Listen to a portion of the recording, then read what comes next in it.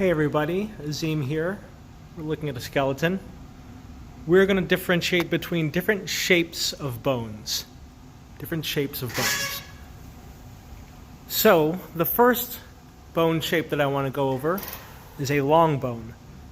And long bones, as the name implies, are pretty long. They're longer than they are wide. So, the humerus is a great example. The clavicle, collarbone, ulna and radius, the phalanges, but not the carpals, and all the bones of the legs. Not all of them, but a lot of them. The femur, tibia, fibula, and the phalanges of the feet. So you'll notice that most of the long bones are for appendages, which makes sense because appendages are made for reaching or walking, wide movements. And by being long, we can have muscles attaching from point A to point B, and then they can pull on those limbs and cause movement. Long bones are adapted for reaching and mobility, and they undergo endochondral ossification. The next type of bone is a small bone, and small bones are typically found at the wrists, the carpals, like these 8 wrist bones here, or in the tarsals, so the ankle bones. These are small bones. They're smaller, shorter. They're box-like, and by being small, that allows for gliding motions. So you can easily bend your wrist, you can easily bend your ankles because of the small bones found here. The next type of bone is a flat bone, and there are several flat bones. You have flat bones that protect your brain, your cranium. You have flat bones that protect your heart and lungs, the sternum and ribs. I know ribs look like they're long bones, but they're technically flat bones. This ilium of the coxal bone, the hip bone. So most of these flat bones are in this axial region or at the base of an appendage, like the scapula too. So they're good points of attachment for muscles of the appendages, so like your ilium and your scapula, or they're great for protection of vital organs, like your sternum and the cranial bones. Flat bones undergo intramembranous ossification, not endochondral. Now on to some more specialized types of bones. Looking at the cranium, we can see here's a flat bone, here's a flat bone, and we see this jagged junction in between. That joint is when two bones meet, this joint is called a suture. Sometimes when these bones form, they don't fully form together, meaning there's like a little island gap between the two. So for example, we can see that there's a bit of bone that's separate from this one and this one, from the parietal and occipital. These small jagged bones that fit within the sutures are called sutural bones. So you only find sutural bones on the cranium. They're just to fill in the gaps when flat bones don't fully connect.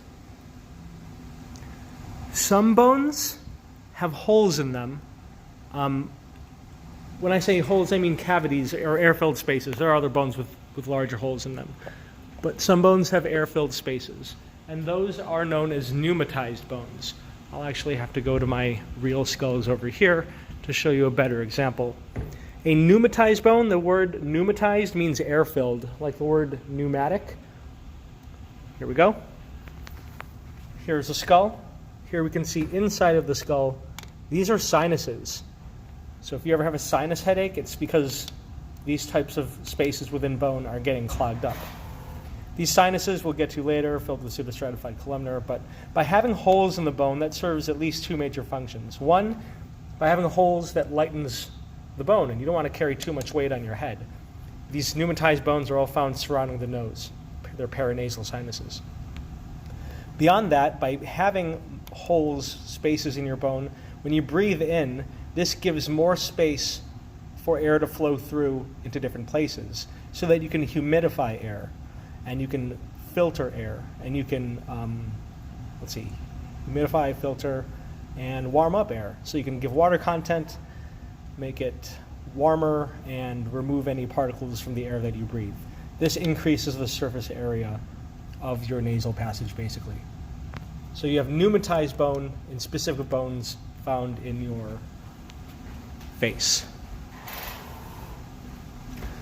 The next bone type is another very specialized bone, and that's called a sesamoid bone. Sesamoid just means sesame-shaped. And so the most obvious one is your patella. This is the largest one of the sesamoid bones. By being smooth on this edge, this allows for a tendon to easily slide over. So you can see the ligament, or the tendon that goes over the patella, and then the ligament that continues from the patella to the tibia, draped over. This allows you to move your leg easily like a pulley.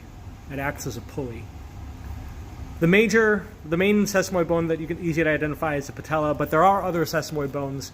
They're not shown on these models because they're very, very tiny, but they would be found at knuckles of your phalanges or of your feet, phalanges of the feet, phalanges of the hand or the feet.